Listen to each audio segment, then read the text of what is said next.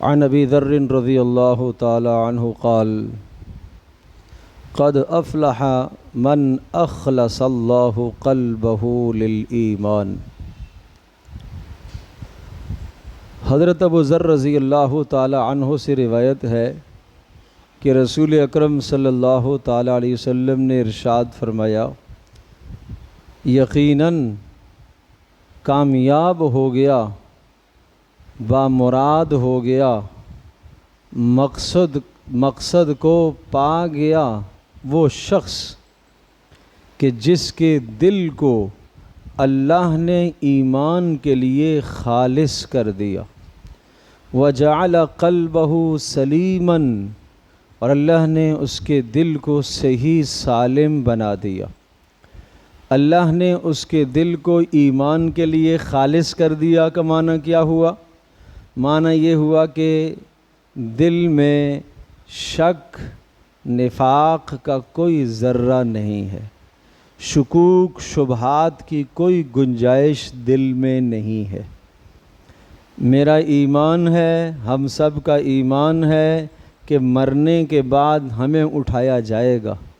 یہ ایسا یقین ہو جیسا کہ صبح سورج کے طلوع ہونے کا یقین ہے۔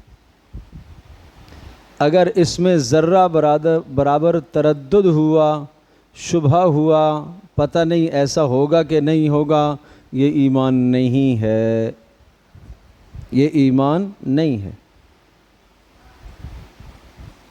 ایمان کے لیے یقین بنیاد ہے، اور ہلکا یقین بھی نہیں، یقین محکم، اتنا پکا یقین کہ اس کے خلاف کوئی آپ کو ہزاروں دلائل دے، آپ اس کے دلائل سے متاثر نہ ہو۔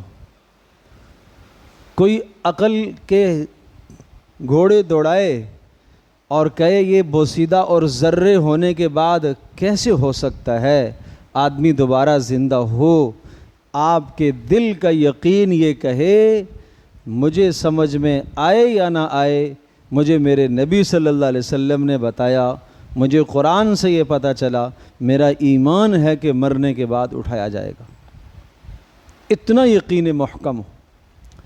تو یہ ارشاد فرمایا کہ اللہ پاک نے جس کے دل کو ایمان کے لیے خالص کر دیا یہ کامیاب ہے۔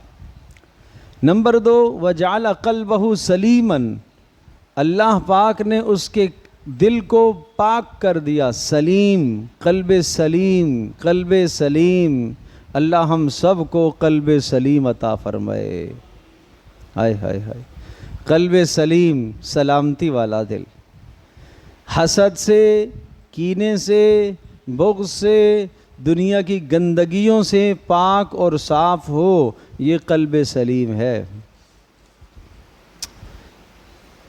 وَلَا تُخْزِنِي يَوْمَ يُبْعَثُونَ، دیکھو ابراہیم علیہ السلام کیا دعا کر رہے ہیں، وَلَا تُخْزِنِي يَوْمَ يُبْعَثُونَ، اے اللہ اس دن مجھے رسوا نہ کرنا، یوم یبعثون، جس دن لوگ اٹھائے جائیں گے، یوم لا ينفع مال ولا بنون، جس دن مال اور اولادیں فائدہ نہیں دیں گی۔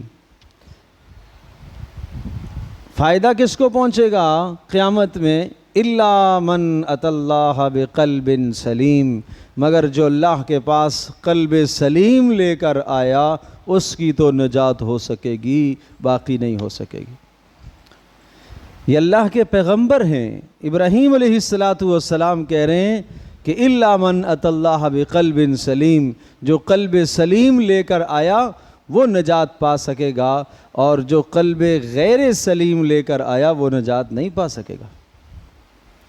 تو ہم ذرا اپنے دلوں کا احتساب کریں۔ پیارے پیغمبر صلی اللہ تعالی علیہ وسلم فرمایا کرتے تھے، تم میرے پاس لوگوں کی شکایات، باتیں نہ لے کے آیا کرو، تاکہ میرا دل کسی کے حوالے سے میلا نہ ہو، کہ میں جب اس دنیا سے رخصت ہو جاؤں تو میں یہ چاہتا ہوں کہ میں سلیم الصدر ہوں، میرا دل سلیم ہو، اس حال میں دنیا سے جانا چاہتا ہوں۔ میں دنیا میں کسی کا کینہ رکھ کر، کسی کی نفرت رکھ کر، کسی کا بغض رکھ کر اس دنیا سے میں جانا نہیں چاہتا۔ تو کس وقت تک اگر ہماری موت آ جائے تو کیا ہمارا دل قلب سلیم ہے؟ کیا ہمارا دل خالص ایمان کے لیے خالص ہے؟ کیا ہمارے دل کو ایسا یقین محکم حاصل ہے تمام کی تمام ایمانیات اور ضروریات پر، اللہ کی وحدانیت پر، محمد رسول اللہ صلی اللہ علیہ وسلم کی رسالت پر، آپ کی ختم نبوت پر، جنت پر، جہنم پر، تقدیر پر، قرآن مجید پر ایسا یقین و ایمان ہے، میزان پر، عدل پر، ترازو پر، پل صراط پر ایسا یقین و ایمان ہے جس طرح سے کل کے ہونے کا یقین ہے؟ یہ والا ایمان ہوگا تو یہ قلب خالص ہے۔ یہ والا ایمان ہوگا تو کہا جائے گا کہ اللہ پاک نے اس کے دل کو ایمان کے لیے خالص کر دیا ہے، اور اللہ پاک نے اس کے دل کو سلیم بنا دیا ہے، سلیم، قلب سلیم۔ تو دل ایمان کے لیے خالص ہو جائے، شک شبہ دل میں نہ رہے، نفاق نہ رہے۔ ایک پہلی خوبی، اور دوسری خوبی کیا ہے کہ دل سلیم ہو جائے۔ سلیم ہونے کا معنی کیا ہوا کہ دل حسد سے، کینے سے، بغض سے، دنیا کی گندگیوں سے دل پاک اور صاف ہو جائے۔ یہ دل کی دو خوبیاں ہیں۔ تو رسول اللہ صلی اللہ تعالیٰ علیہ وسلم نے ارشاد فرمایا کہ کامیاب ہے وہ آدمی کہ جس کے دل کو اللہ نے ایمان کے لیے خالص کر دیا، اور جس کے دل کو اللہ تبارک و تعالیٰ نے سلیم بنا دیا، وہ آدمی کامیاب ہے۔ اور تیسری بات، وَلِسَانَهُ صَادِقًا، اور کامیاب ہے وہ آدمی کہ جس کی زبان کو اللہ نے سچ کے لیے کھول دیا ہے، اس کی زبان پر ہمیشہ سچ ہی آتا ہے، اس کی زبان پر ہمیشہ سچ ہی آتا ہے، جھوٹ نہیں آتا، اس کی زبان پر ہمیشہ سچ، سچائی ہے، سچ بولتا ہے، کچھ بھی ہو جائے جھوٹ نہیں بولتا۔ اور یاد رکھیے گا اللہ پاک ہم سب کو لسان صادق عطا کرے، لسان صادق، سچی زبان، جو دل میں ہے وہ زبان پر ہو، جو دل میں ہے وہ زبان پر ہو، اور وہی عمل میں بھی ہو۔ ابراہیم بن ادہم رحمۃ اللہ علیہ ایک راستے میں جا رہے تھے اور ایک شخص کو دیکھا، اور وہ شخص پاؤں سے لنگڑا تھا اور ہاتھوں سے معذور بھی تھا،